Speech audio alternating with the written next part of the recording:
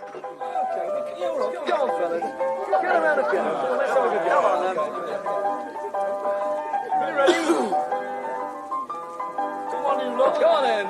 Oh, 'tis our delight for the red and white. The Imps are here to stay. Oh, 'tis our delight for the red and white. The Imps are here to stay.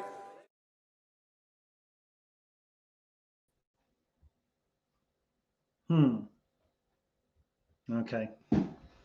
Doesn't look like this is working for some reason. What a pain in the arse. So just let me know if I am going in and out, because it looks to me like my feed is not very good, but I want to make sure that that's the same at your end. Oh, so I'm on.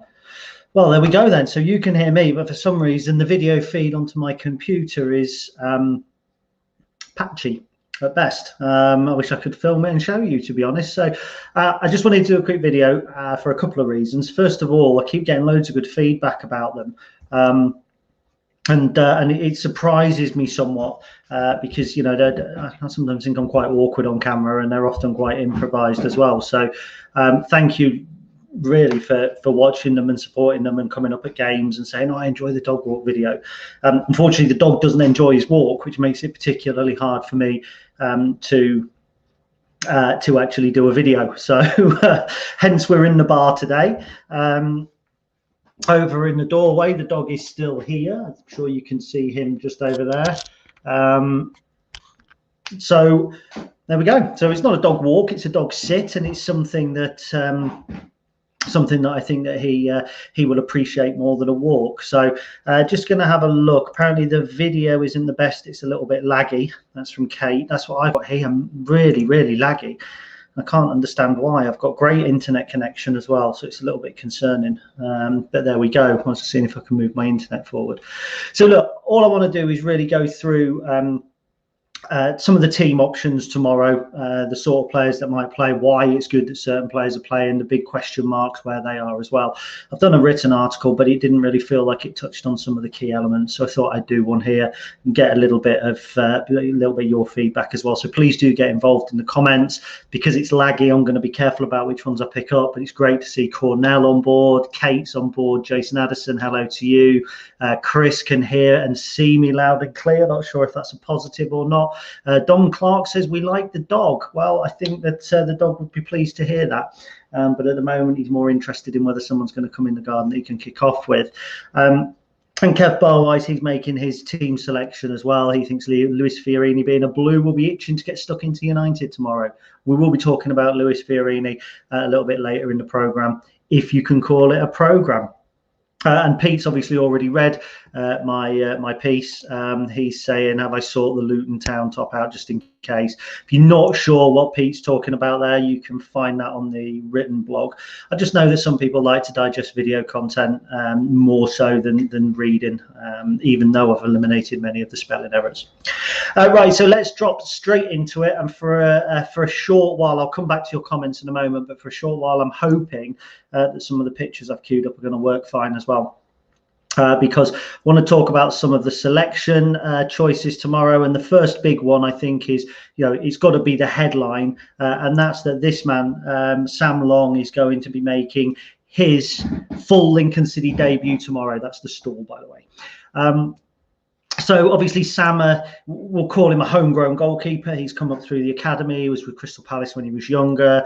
He's been to the England training camp. I mean, he's a goalkeeper that you would think is on an upwards trajectory, and the sort of player that we want to be getting either minutes into at Sinsel Bank or out on loan. So absolutely fantastic to see Sam in the side. I think it's big that Michael's named it as well. I think that's really interesting. He's given the player time to kind of build himself up. It's not going to be a surprise to him. It's not going to be a surprise to us. There isn't going to be that kind of shock factor. And also, I think actually kind of preempting it is quite fair on Josh Griffiths as well, because he's replacing Josh. Josh has had a tough start to his Lincoln City career. Let's not make any bones about it. I don't think he's a bad goalkeeper, but he has had a challenging start, particularly on Saturday, where he wasn't solely to blame for the goal, but a goal went in that you would probably consider shouldn't have done.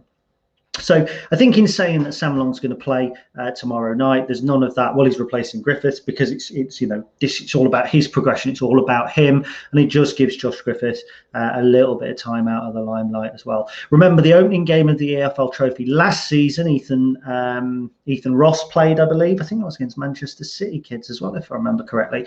Went to a penalty shootout. We were 1-1 late on, and I think the late goal was Ethan Ross's fault. He's gone now, but it does seem that at this stage of the competition, win, lose or draw tomorrow, we're still in it.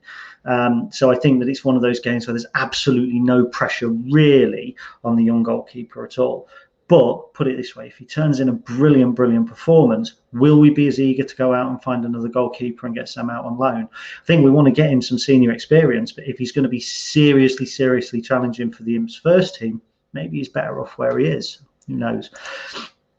Second up, we're going to go to who I think will play at right back. And look, I think that Michael's going to use tomorrow night's game as a training exercise, in essence. I think he's going to take certain players out who may need a rest, who he just doesn't want to get any further injury problems, doesn't want to exasperate the problems that we've got elsewhere in the team. And for that reason, I think he might rest Regan Poole. And I think he might bring this man in, TJ Ioma. Look, TJ was on the bench. Michael's discussed him, has called him a robust character, a player who he feels doesn't pick up an awful lot of injuries. Ironic that he was injured, obviously, for 10 days in pre-season for Spurs. But I don't know, he's quite athletic. I think he's the sort of player who's very close. Michael intimated that he's very close to match fitness already. I think we're going to look to get some minutes into him tomorrow from the off. I think Michael wants him up and running as soon as possible, just pure for the options that it gives us. So I think TJ Ioma is almost certain to play a part tomorrow and would be a favourite for me to play at right back. You've got a big game on Saturday, and if TJ is not fit, then our only right back option is Regan Poole. You don't want to risk him going into this sort of game. Look, the EFL Trophy is odd in places because you play some teams who want to kick the hell out of you. I think Mansfield a couple of years ago, it was a shocking display. Was it that game Michael O'Connor was sent off? Mansfield had their game cancelled. They play a full first team. They were brutal. And then you play these, I'm going to say kids teams because we're not even playing the under 23s. We're playing something further down into the youth. But you take these games, for instance, and I think that there's a little bit less physical demand on the players. I think that it's a game that's more based around technical football. I don't think the youngsters are looking to make a name for themselves by, taking out senior professionals, whereas when you play a Mansfield or a Grimsby or a Scunthorpe, maybe even a Sunderland, I think there's a little bit more needle to it. And so that's why I think he might play Ioma tomorrow, and I think he still won't risk Regan Poole just purely because he's played Saturday Tuesday already this season. For the same reason at left back, I think Cohen Bramall will play. We haven't seen him at left back as yet this season, of course. Where we have seen him is in an attacking role. I certainly think he looks more comfortable in the attacking role than he does sometimes at the back. And that's not me kind of being critical of Cohen Bramall, but I think he looks more like a wing back, for instance, than a left back. He's really quick. I think tomorrow's game is the sort of game that will suit him. It's one that is going to be technical, that is going to be quick players that he's come up against. His pace is going to be really important. He's played lots of football, remember, at this kind of level when he was with Arsenal as well, so it almost suits his game. And I would say more so than most of the other positions, I think that Cohen Bramall almost certainly will start at left back. Remember, if you're having any problems with the feed, please do let me know in the comments because it looks absolutely terrible at my end. I really don't understand what's going on, but if you're seeing me fine, that's all good. Let's move to the centre-back position. I'm going to go with the right centre-back position. First of all, I think Adam Jackson's due a rest. Again, I don't think he's the sort of player that you want to risk Saturday, Tuesday, particularly in a game like tomorrow where there's going to be lots of football on the floor. It's going to be zipping around. There's going to be lots of turning, lots of kind of running and chasing. Just think we need him fit for Oxford. Remember, it was Oxford he scored against last season. He was mammoth against them at our place last season. I think he'll be rested. Lewis Monsmer, a lot depends really on the situation with Monsmer's shoulder. Has he been kept out of the side by Max Melbourne and Adam Jackson on form, or has he been kept out because of his injury? If he's been kept out because of his injury, is he fully fit to start tomorrow? I think he's going to start. I think, again, Michael needs to start edging these players in. The ones he says haven't had a lot of minutes, the ones that he says are kind of carrying knocks or whatever, just needs to edge one or two of those in, I think. So I think Lewis Monsma's almost nailed on to start again tomorrow. It's who partners him. And in reality, if TJ Ioma does come in at right back and we rest Poole and we rest Eden, we've got no Joe Walsh, there really is only one choice, I think, to partner him tomorrow, and that's this man, Max Melbourne. Now, I feel for Max a little bit, because I'm of the impression that it actually doesn't matter what he does, apart from unless he starts scoring hat tricks and dominating. But if he just slots into the side and plays his regular game, I think that he's on a hide into nothing. Because I think when Joe Walsh is fit, and I'll say when rather than if, but when Joe Walsh returns to the side, TJ Ioma's fully fit, Max drops down the pecking order, and that's irrespective of how well or how he has or hasn't been playing.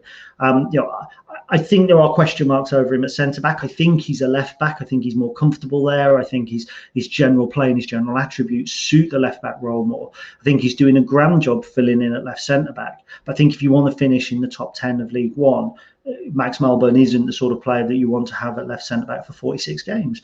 And I'm not saying he couldn't play left-back for 46 games in a team of that standing. I think when he's given a chance at left-back, he's a very, very good player. But I think he's the sort of player that is more likely to get starts in competition like this. And dare I say, if he picked up a knock, you've still got then the Ioma, Jackson and potentially Monsma dynamic at centre-back. Let's face it, that is kind of our selection of regular centre-backs, along with Joe Walsh when he's fit as well. So I think that's the defence. Quick look on your comments, see if anybody has come in. I mean, Cornell has obviously commented, hasn't he? So we'll pick that up. Monsma and Melbourne for me in the heart of defence. He agrees with me. Great minds think alike, Cornell, as you have proven. Anybody else at all? No, Kate just says sound coming through fine, pictures working without an issue. So, that's good or bad, depending on your view of me, I guess. So let's move into the midfield. I'm going to go with holding midfield first of all. Now, I actually picked somebody in the written article that the more I think of it, I don't think he's going to play. And this man, Max Sanders. With him not being on the bench on Saturday, I do just wonder if Max is injured. Obviously, he put something on his Instagram story last week or the week before that he's looking for some good news on the injury front. We don't know whether he got it or not. He would be an obvious selection tomorrow. If he's fit, he plays tomorrow, because he's exactly the sort of player that this game is suited to. He is. He's looking to get into the first team. His position in the first team is blocked arguably by one of our best players, but he still has a future at the football club. So he's somebody that has got to get minutes. He's also very used to under-23 football. He played a lot of it for Brighton. When I chatted to Michael a few weeks ago, he suggested that Max still partly had that under-23 football mindset, which is one of the things he's kind of got to work on to become a first team regular. So, however, unless I have missed something in the media, and I'll check the comments to see what you guys say, I don't think he'll play because I think he's injured. And as Carl Reeves says there, he really likes Max Sanders. Hopefully he's going to be fit soon. I think when he is fit, he's got a battle on his hands to get into the first team. But he's one that I think we would love to have seen tomorrow. Possibly won't see tomorrow. One player I'm almost certain we will see tomorrow, I think I've staked my reputation on it, is this man, Lewis Fiorini. Kev Barwise obviously agrees with me. He's a blue. He's going to want to play against the Reds, isn't he? He needs minutes. He's fit. He's coming on, but he's not really been able to get into games. He's coming on for the last 10, 15 minutes. Look, that's no good to anybody. Not really. It suits a purpose for us. But what we need is a Lewis Fiorini playing 60 to 90 minutes every single game, if possible. That's what he's going to get tomorrow. If Max Sanders doesn't play, I can see Lewis Fiorini probably slotting in even to the holding role. Liam Bridcut won't play, make no mistake about that. Absolutely certain that we won't risk Liam Bridcut. He's been a monster for us this season, and we've got to keep him fit. Lewis Fiorini can sit in there. There's a potential that Conor McGrandles might play there, I guess. And there's also a potential that this man might play there as well. I think he'll play tomorrow, and that's James Jones. Is that Brett Huxtable at the front there? I'm not sure. It doesn't look like much of a referee, that one. Anyway, James Jones, I labelled him, I think, the forgotten man of Sincilbank, and that might be really harsh on James Jones, but it's also true, and sometimes the harshest statements are the truest statements. For a while last season, he looked like he was going to be our main attacking midfield threat here. The dynamic between him and George Grant was great. Conor McGrandles was coming off the bench, and then kind of Christmas happened. He was one of the players we think was affected by COVID. And when he came back, he was a different player. He couldn't get into games. He couldn't affect games. The only game that he had any serious effect in after Christmas was Crewe when we beat them 3-0. He played really well there, and then he just died away again. It wouldn't surprise me if he's one that doesn't head out either on loan or permanently before the transfer window. And I think it would be a shame, because I think there's a great player in James Jones. I think there's a really good League One player in there, but he's got to get back to that. The only way you do that is by playing competitive games. These friendlies that we arrange on the hop and all that sort of thing, they're all well and good, but competitive games are where it's at. Tomorrow is halfway between the competitive game, isn't it? It's playing a kids team. There will be some pride at stake, but it isn't like the other games that we have in the group, which I think Sunderland and Bradford, they're going to be more kind of competitive. They're going to be more senior players involved in those. It's going to feel a little bit different. But I think James Jones, if he's going to rescue his Lincoln City future, has got to feature in all three of those games. And dare I say it, he's got to do well in all three of them as well. If he does, what you've got there is a player who we were regarding, 8 months ago as a first team regular, or 10 months ago as a first team regular. We've got him suddenly back on form, and to a degree it'd almost be like a new signing, I think. So look, if Max Sanders doesn't play, Lasse Sorensen might play. I think Lasse is a player who, again, is easing himself in. I'm not sure that he's 100% fit. I'm not sure that a lot of our players are. I think it's kind of starting 4 weeks behind everybody else hasn't helped. We've signed late, and I think that we're going to be late bloomers. I've not got major worry about our form at the moment at all. Oh, good. I think we've had 2 tough away games. I think that there's still plenty to come from the side. I think that it's going to be end of September, beginning of October before we get into our rhythm. And I think that Lasse Sorensen will only get better and better. So that's my pick for the midfield. Let's have a look. Pete wonders when it comes up, return to Crewe on loan until January for Jones.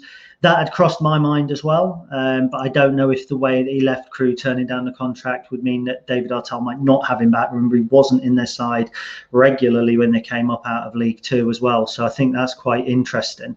So I'm not so sure about that. Kevin McGill, interesting. He thinks Teddy Bishop will start. Now, I don't. I think Teddy Bishop will play towards the end, but I think we're going to work him into a start on Saturday. I think it's crucial we get him into the first team. I think once he does, he's got that spark and that creativity. We're just lacking that.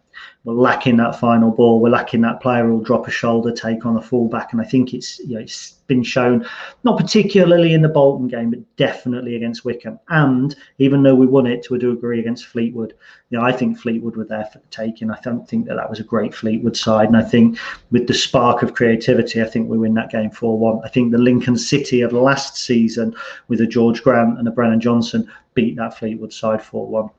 I think with Teddy Bishop in the side, we're a better team. I don't think that he's going to start. Cornell, he thinks Lasse Sorensen, Lewis Fiorini and James Jones. It's a fair pick. I think if Sanders isn't fit, which it looks like he isn't, then it really is a toss-up. Sorensen, potentially McGrandles. The thing will be, if we think that Teddy Bishop is going to be fit for Saturday, then the player that misses out is the one that starts tomorrow. So whether it's Sorensen or whether it's McGrandles, whichever one of those two miss out, I think starts tomorrow for the match fitness and then starts on the bench on Saturday. But for me, my gut feeling is not Teddy Bishop, but I might be wrong. So let's move to the forward line. Now, this is interesting because it's where I think we have a lack of bodies. I was chatting to Pete earlier, and we kind of said, look, we're short on the right wing. We've only really got one on the right wing, which is Hakeem Adelican. On the left wing, obviously we could play Anthony Scully. Chris Maguire is injured, so he's obviously not going to play, and we really desperately, I think, do need to bring players in the wide area, one, if not two. I know Michael's looking at 4 players. That makes me think that there might be 2 coming in on loan, but this man's almost definitely going to start, and he's going to start on one flank or the other, in my opinion, Remy Longdon. I think Remy is a player who is going to struggle to play 20 league games this season. I think he's going to struggle to start 10 league games this season. But I also think that he's the sort of player that this competition is made for. And I think when you go deep into the last stages, you can still rely on him to come on. I think he shows great character. And I think that sort of character and the positivity that he delivers is going to be crucial just around the squad. I mean, you see when he gets on the ball, he wants to drive forward. He wants to make things happen. He's got that spark of something. Doesn't always come off. But when he does come off, he's a very, very good footballer.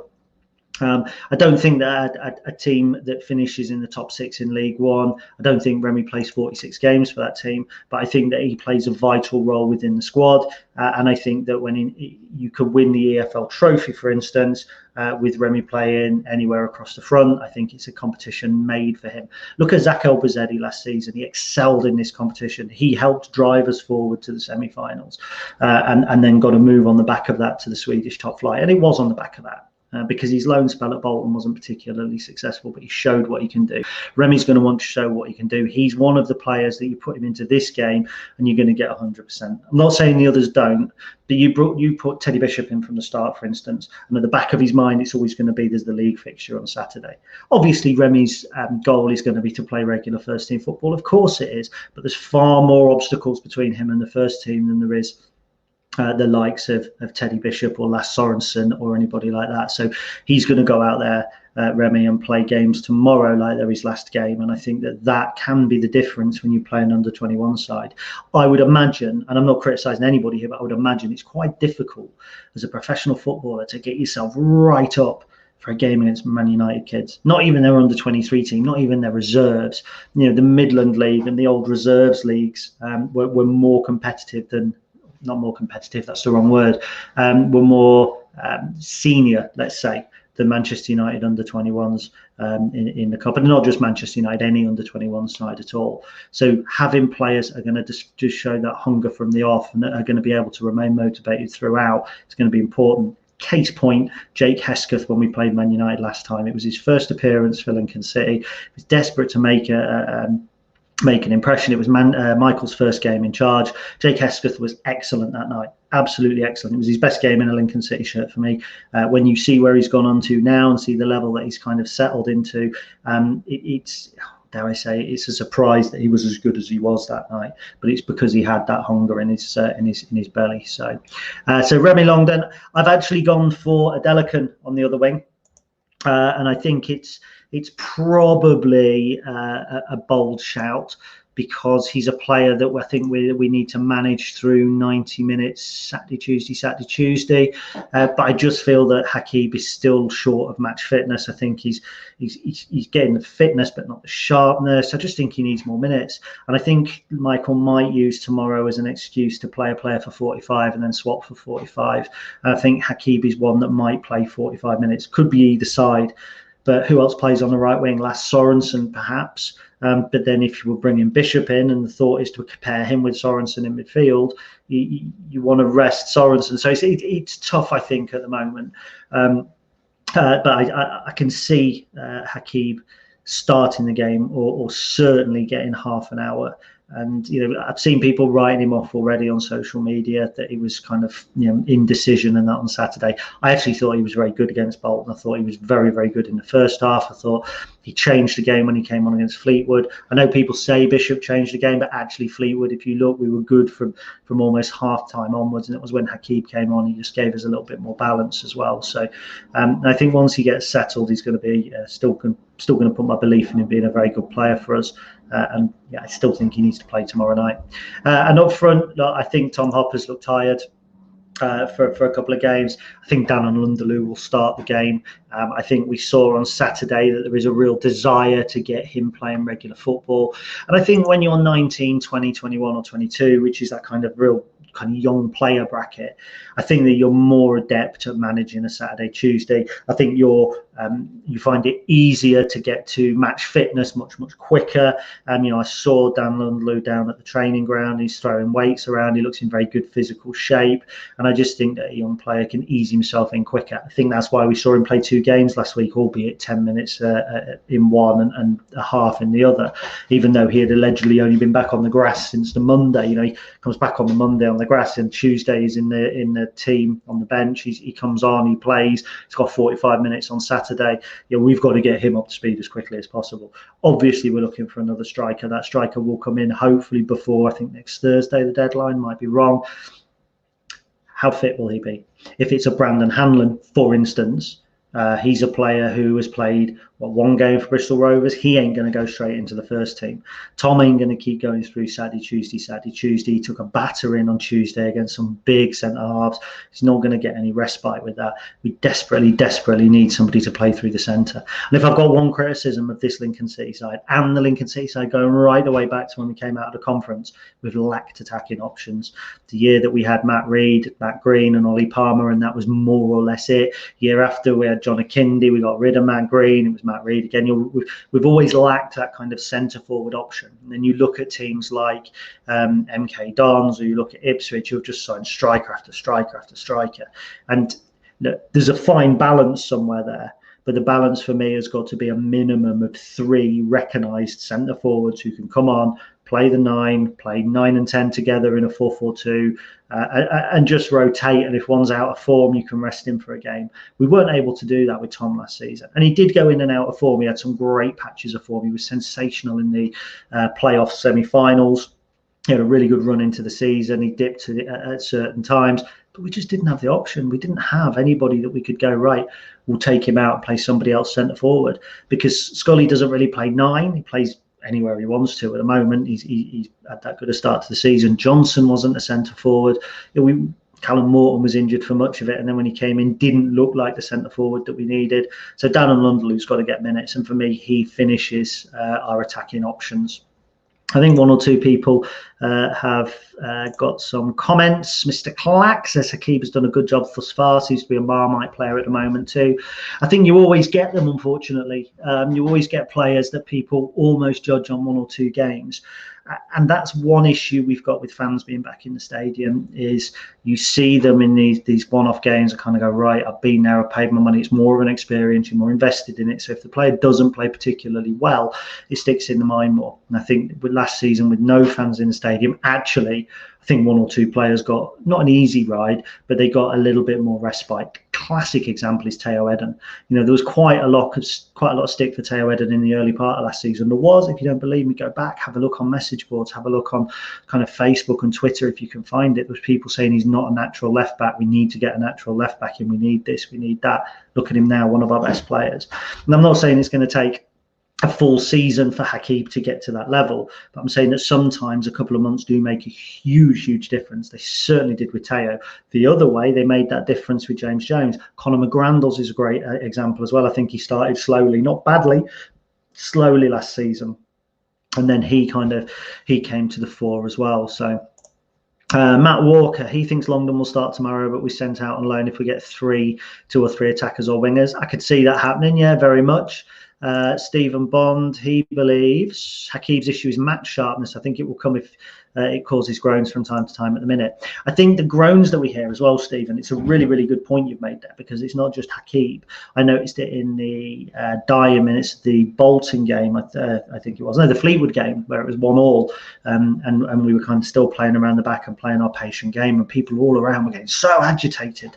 There's a guy in front of me, look, if you watch this, I make no apologies for it, he's an arsehole. And all he ever does is moan about everybody. He used to slag off Alex Woodyard for playing the ball sideways. He used to slag off Matt Reed for not running. There's players now, it's get it forward is what you hear. And that it's got to be the most angering saying in football for me. Get it forward.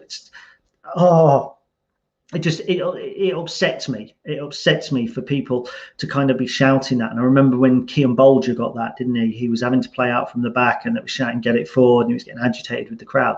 I actually think that not having fans in last season did help us to a degree. And I think that's where, to pick up on your point, Stephen, about groans, I think we see groans in the stadium now. Some justified, don't get me wrong, some justified, some that people believe are justified in opinion. Football's all about opinion, but they're expressed in the stadium, and I think they're kind of highlighted a little bit as well. So a couple more comments. I think I saw a suggestion for the attack. It was probably from Cornell. Yes, it was. So Cornell says Adelican on Lundalu and Scully. Scully may start. That's not a bad shout. One thing about Scully, is very robust. Remember, he was injured in pre-season. He came back very very quickly. And Kevin McGill has been non-committal. Lundaloo, or Landudno, as Steve Thompson, I think, called the poor boy, but Lundaloo and 2 others depending on injury. Yes, all dependent in it, all dependent on that. And who knows? Remember last year we signed Jamie Sewell on loan, I think, didn't we, on the day, and he went straight into the side and scored. Maybe there's potential for that. I haven't heard anything. Maybe there's a potential to sign somebody on loan, bring him in. So Phil Dainty, interesting one here. Do you think Eden should move into midfield? We're lacking creativity. You'll see more of the ball in there. Be good to see that tomorrow. It's an interesting shout and one I hadn't thought of before coming on to record this. I really liked Teo in midfield, and I was saying I thought he was more of a natural midfielder, but he's convinced me that he's a left back. I just wish we had 2 of him, and then you could play him in both positions. I do think Teo is that good. I've championed him, I think, from the first minute that he came in. I've really liked Teo, so he could play in midfield. I think when you've got the midfielders that we've got, I think that you're expecting to see that creativity coming from Lewis Fiorini, Lasse Sorensen, Teddy Bishop, then you've got McGrandles in there, Bridcut in there. I think it's quite busy. If Eden were to make a name for himself in the midfield and sit there, it would open a door once again for Max Melbourne as kind of maybe the backup left back, or I think he's better, probably more defensive minded than Cohen Bramwell as well. So interesting dynamic with Max. Now I've got a bit of paper here with some names written on them, and there's one more name that I have got mentioned, and I'm going to have a round of applause for Matthew Walker, who has said, is Draper still with us? Because Freddie Draper's a name that I've written down here. Michael said to me, as I'm sure you would have read in my article, that he wanted Freddie around the side for at least 6 months to see what senior football was like, to see what was expected of full professionals. He's already said that he's giving Sam Long his debut. He said Sam Long is different because he's come through. He looks like a first-team goalkeeper now, training with the first team, knocking on the door. What he said about Freddie Draper interested me, because he said he's got something that you can't teach. He can finish. He's a natural finisher. And he made the point that natural finishers will finish at every level of the game. And what takes them from one level to the next is learning everything else around the game and around the striking position. And the classic examples there are the likes of Jamie Vardy. He gets rolled out every time. Charlie Austin could score at every single level. And going back some now, and he suffered a tragic injury which ended his career, but Dean Ashton was a player that could play at any level as well. Always scored, natural goal scorer. That's Freddie Draper. Now, if that's the case, and we're trying to get him up to speed and teach him what being a first-team player is about, he's got to be on the bench tomorrow. And with 70 minutes left against the under-21 side, bear in mind, not the senior Sunderland side or whoever else we've got, it's the under-21 side. This is the game where I think you give him his debut. This is the game where you say, go on, son, 20 minutes, find out what it's like to play in front of a Sinsel band crowd, albeit 2,000, 3,000, whatever. Get out there, do it. So that's my hope. My hope is, especially bear in mind, Lundaloo has not yet completed 90 minutes, probably won't tomorrow. You wouldn't want to bring on Tom Hopper if you're giving him a rest. Draper's just, it's perfect for him. It's made for him. What about this 0-0, 89 minutes? Draper goes forward, it drops over his shoulder, launches a volley, as he did against Watford in the under-18 FA Cup. Man United have seen it, bingo, £1 million. And then your season changes, because then you can afford to go out and get the next level of actual 22, 23-year-old striker. And look, you don't want to treat these young players as commodities. You want to see Freddie Draper as a Sinsel Bank regular, a Lincoln City number 9. Michael said that disappoint him if in 18 months he isn't a Lincoln City first-team player. They were Michael's words. He would be disappointed. That's how good Draper is. The only way he gets there, seriously, is by playing tomorrow at some point. I don't think he'll start, because I don't think Michael will put that pressure on him. Sam Long has been eased in. It's his first start. Keeping position's a little bit different. But Hayden Cam got his debut in this competition, remember, last season. And in the past, we've given Ellis Chapman, Lee Frecklington, I mentioned players like that have played in this competition. I think it's custom made for Draper. So, and no, Matthew, I haven't mentioned it. I haven't spoken about Sean Rowan because I'm not sure on his level of fitness. I haven't seen him on the bench at the moment. I don't think Sean Rowan features tomorrow. I think even if he's fit, there's probably a question mark. So I disappeared out of the shed door now. So even when I'm in the bar, the dog is a pain in the arse. Right, so there we go. That's my breakdown of the squad as it is at the moment, and the players I think might play, the players that might not play, and all that sort of thing. Thank you so much for watching. I'm just going to scout through and see if there's any more questions. If there are any questions, get them in quick. If I missed your question, my apologies. So just a couple of comments I have missed. Don Clark, we need to see outfield low knees. Couldn't agree with you more. And we need to see 2 wide players. Interesting, we haven't got many low knees in at the moment, though, bear in mind. Got, what, 2 outfield, 1 in goal. And there's a lot of people have said in the past that they're desperate for this squad not to rely on loan players. And to do that, there has to be that period of the players that we've signed settling in. And I think that's what we're seeing. We're kind of going through a transition of not being a lone 5 and owned 6. We're going into a more like owned 8 or 9. But we do need to see some loan players come in, and I think that's the wide areas. It's where you want that excitement. You want those players who will drop a shoulder and go outside a little bit, will put pressure on the likes of Hesketh. We don't have on the left that kind of pacey, attacking, angry young man kind of thing, so it'd be interesting to see that. Afternoon to Sean, who has commented. I hope you're well, my friend. And I think that is just about it for the comments. We'll go back down to the bottom. There are no more questions. So look, brilliant. Thank you for watching on a Monday evening at time is it 10 to 5. I shall go back. I'm not going to be doing any more articles tonight, so nothing to expect, but I'll be maybe trying to do some sort of preview tomorrow. If you like the video, please go on YouTube, subscribe to the YouTube channel. There's going to be on my content, Jake's content on there as well, so you don't want to miss any of that. Well, maybe you do, I don't know. But thank you for watching, and hopefully I will see some of you at the game tomorrow night. Thanks a lot. Cheers. Come on, fellas. Get around the field. Let's have a good come on, then. You ready? Come on, you lot. Come on, then.